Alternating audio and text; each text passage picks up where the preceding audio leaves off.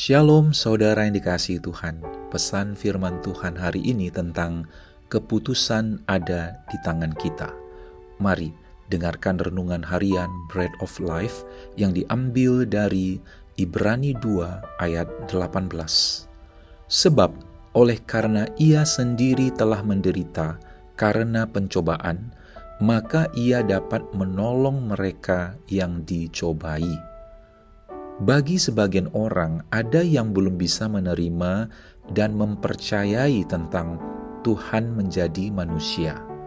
Mungkin bukan tentang bahwa Tuhan dapat melakukan apa saja, karena Dia berkuasa atas segalanya.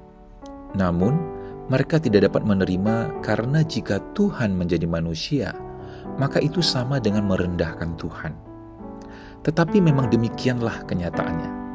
Tuhan memang merendahkan dirinya, datang ke dunia ini menjadi manusia, bahkan mengambil rupa seorang hamba.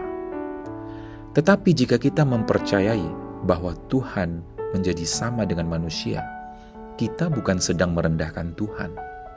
Sebab itu adalah bukti kasih-Nya kepada manusia. Dia datang untuk menyelamatkan manusia dari hukuman dosa. Dialah Yesus Kristus, Tuhan kita yang hidup.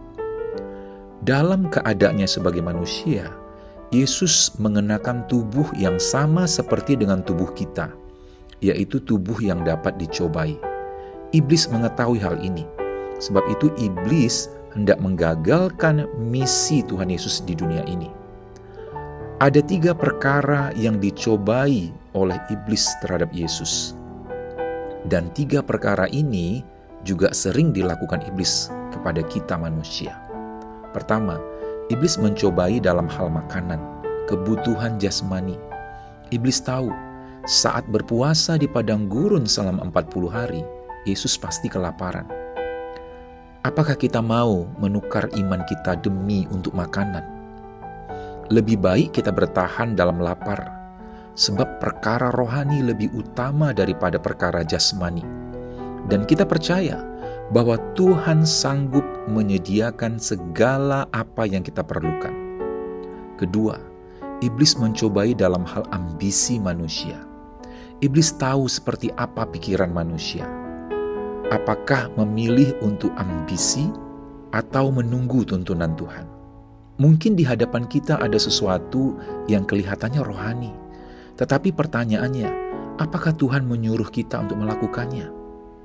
Yesus tidak mau melakukan tipuan dari si iblis. Dan pencobaan ketiga, iblis menunjukkan kemewahan dunia.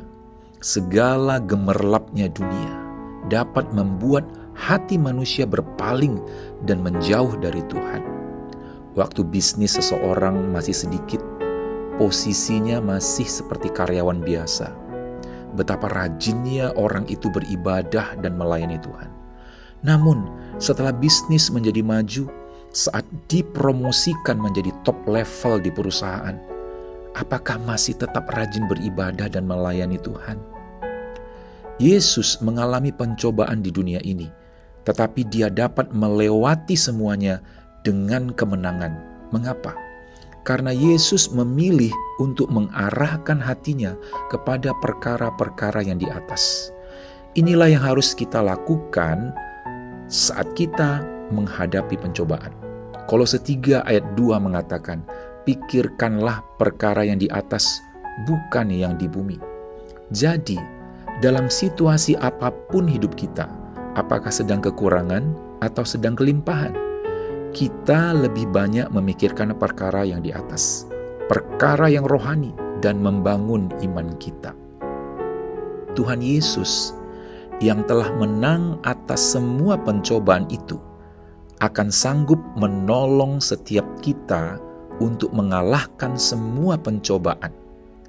Namun, pertolongan dari Tuhan akan datang jika kita mau membuat keputusan yang benar, yaitu mendengarkan apa yang tertulis dalam firman-Nya dengan iman yang tulus.